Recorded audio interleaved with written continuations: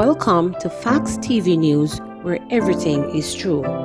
Update on man shot at Coronation Market. There was a shooting inside Coronation Market in downtown Kingston on Saturday afternoon, temporarily disrupting last-minute preparations by the public for their 3 consecutive lockdown days, which begin on Sunday. The Jamaica Constabulary Force Corporate Communication Unit confirmed the shooting. The victim is a male. He is at Kingston Public Hospital, and he is in serious condition, a representative reported. Coronation Market is located in western Kingston, where gang warfare has led to numerous shootings and killings recently. Wholeness Golden meet to discuss COVID-19 crisis. Prime Minister Andrew Wholeness and opposition leader Mark Golden met on Friday to discuss the COVID-19 crisis affecting the country. The news of the meeting was made public by Golden via his social media pages Saturday afternoon. The opposition leader also revealed that Deputy Prime Minister Dr. Horace Chang attended the meeting, so too the General Secretary of the People's National Party, Dr. Dayton Campbell. Golden did not provide any details of what was discussed at the meeting, but he also shared a photo of him and Wholeness greeting each other, as well as photos of the 4 men engaged in discussion.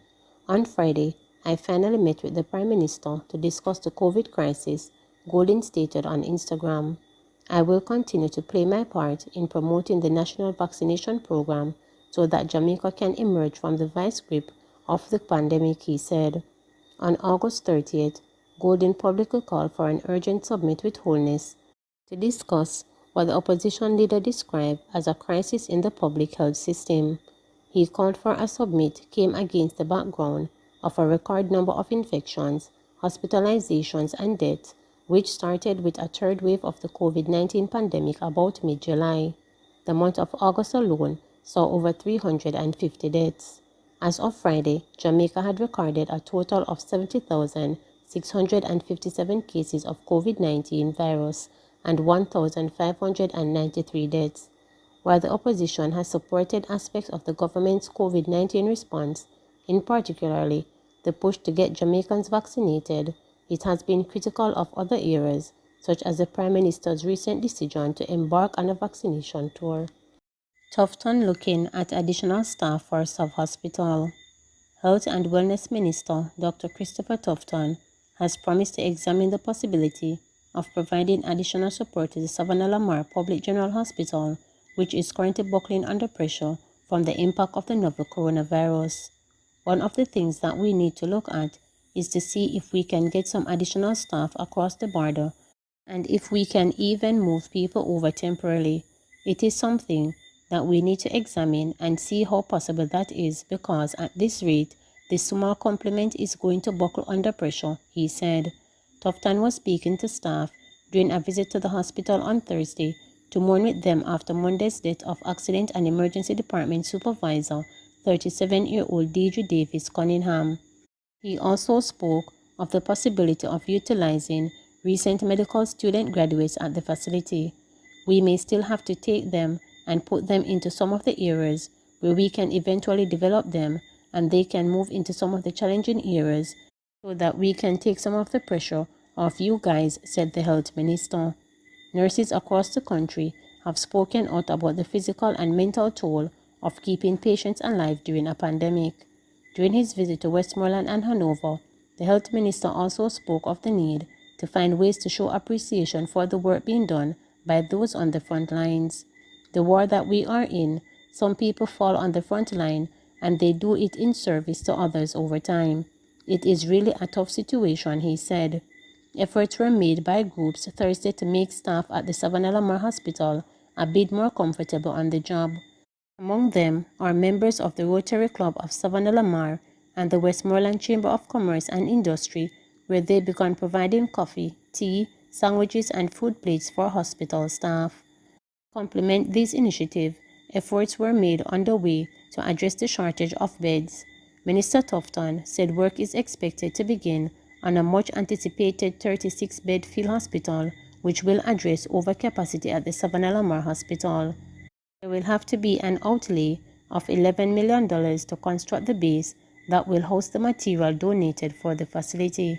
To date, field hospitals have been established at Falmouth Hospital Trelawney, St. Joseph Hospital Kingston, and Spanish Town Hospital St. Catherine. Efforts are underway to build others in Mandeville, Manchester, and Maypen, Clarendon. Over 2,000 tourism workers vaccinated since the start of vaccination drive. Well over 2,000 tourism workers have been vaccinated using one of the 3 vaccines made available at a number of strategic bliss sites organized by the new Tourism Vaccination Task Force in its first 3 days of major activities. The task force, which was established to facilitate the vaccination of all tourism workers island-wide, has organized a series of vaccination blitz, with the first held on August 30th. Following on the vaccination of 1,200 workers at the Pegasus Hotel on August 30th, over 2 days, September 2nd and 3rd, Sandals Negril saw some 556 tourism workers taking their choice of vaccines. While at the Moon Palace in Ocho Rios on Friday, September 3rd, some 385 workers were vaccinated. Moon Palace had a previous bliss where 320 workers received the jab, and to date 60% of its staff have been vaccinated. Minister of Tourism Edmund Bartlett and co-chair of the Tourism Vaccination Task Force, Clifton Reed, were on location at the Moon Palace vaccination site to observe the operations there and to thank the team that was working together, including the nurses and doctors, the private sector who were engaged in the process. The initiative is a partnership between the Ministry of Tourism, the Jamaica Hotel and Tourism Association, and the Private Sector Vaccination Initiative to drive the vaccination of the 170,000 workers of the industry across all subsections, Bartlett said. While conceding that this was a tall order, Bartlett depicted optimism, stating, "We are seeing the willingness of the workers now as evidenced by the turnouts that we have seen in the last 3 days since the program has started." He said more blitz sites are to be set up in Negril, Ocho Rios, Montego Bay, and the South Coast, with the hope of vaccinating up to 600 persons per day at each. The intention is not to impose on the existing health infrastructure to enable this vaccination program, so the doctors, nurses, and all infrastructural arrangements are being provided by us, he stated. The minister made a personal appeal to workers in the tourism industry, their families and close friends, to access their specifically arranged bliss site, which are offering the AstraZeneca, Pfizer, and Johnson & Johnson vaccines free of cost. "We turn no one away," he underscored. Meanwhile, Reader, who is also president of the JHDA and managing director of Moon Palace, said a previous bliss for the hotel staff went so well that this time we decided to open up to not only families of the employees, but the craft traders, the transport operators, the villa workers, and those in attractions. Persons who receive their first initial dose at Moon Palace will also be invited back for their second dose. The entire ground floor of the hotel's west wing was opened up for the bliss site, and participants walked through an automated sanitizing shower before entering the venue, where they were also treated to an audio-visual presentation on the COVID-19 vaccine and virus. Reader noted large hotels with the capacity to do so have been encouraged to pay the administrative fee to ensure that anyone who showed up would have to pay anything to be vaccinated. "We want a safe working environment for our people, and the only way to do so is through vaccination," said Reader. Spa attendant at Moon Palace said she understands that taking the vaccine was not a cure for COVID-19, but if you catch the virus, you know the symptoms will be less severe, so it is important for me to take it because I should protect my family and also persons coming here as well. Farmers bouncing back after tropical storms. Farmers in Brockway and Duff House Agri Park in Manchester have wasted no time in clearing land of debris and planting seedlings to replace crops lost during the recent passage of tropical storms Grace and Ida. George Blake, a farmer of Brockway, was expected to reap his Negro and yellow yams next month, but he has lost 200 of the 1,500 hills he planted. He also lost Chinese cabbage and tomatoes that were close to reaping time. "I had some Chinese cabbage, but that mashed down completely. Tomato got mashed down. I had about quarter acre, some mashed down, but not everything," said the 44-year-old veteran farmer. Blake, who went to see the minister, said over the years he did not usually receive assistance from the government when he suffered loss. He usually just count his loss and move on. If I am lucky enough to get something today, I would be grateful, he said. He was speaking during a tour of flood-ravaged farms in Manchester and St. Elizabeth by Agriculture and Fisheries Minister Floyd Green on Friday. Minister Green has been touring the island to see the damage to agricultural interest. Sections of northwest Manchester, left saturated by water from Tropical Storm Grace, were further damaged by Ida. There was a lot of land slippage, and many of our yam, banana and plantain farmers suffered tremendously damage in all parishes. Our leafy vegetables such as cabbage, lettuce have also suffered, and we go through our fruit belt.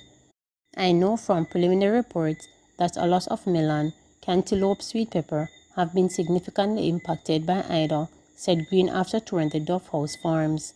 I love to get a first-hand view, speak to the farmers and see the extent of the damage for myself. It gives me a better feel when I craft a recovery program to see the farmers' greatest needs, Green said while lauding the resilience of the farmers.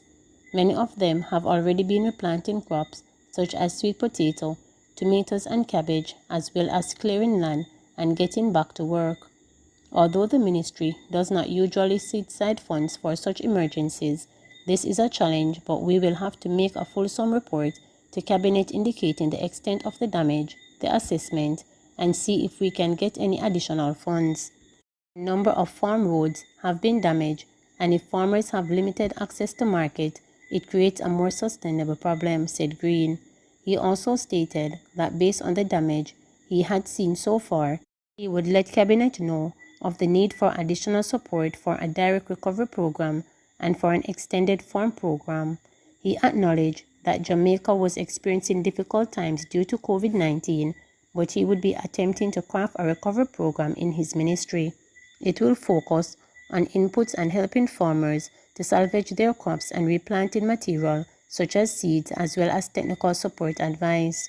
Green said there would be short-term stocks of vegetables and plantain and bananas since some 30% of existing crops were destroyed. We have outlined a 50 million plan for our plantain and banana sector. Based on the damage we have seen, at least 30 to 35% of the hectares under production have been lost. We may see some short-term impact. What we normally do is gauge whether we need external sources of products to stabilize the prices while our farmers get back up and running, Green said. Green also informed that in 2 weeks, a report on the extent of the damage and the level of support that is needed to recover can be expected from the ministry. Please remember to subscribe, like, share, and click the notification bell for daily updates.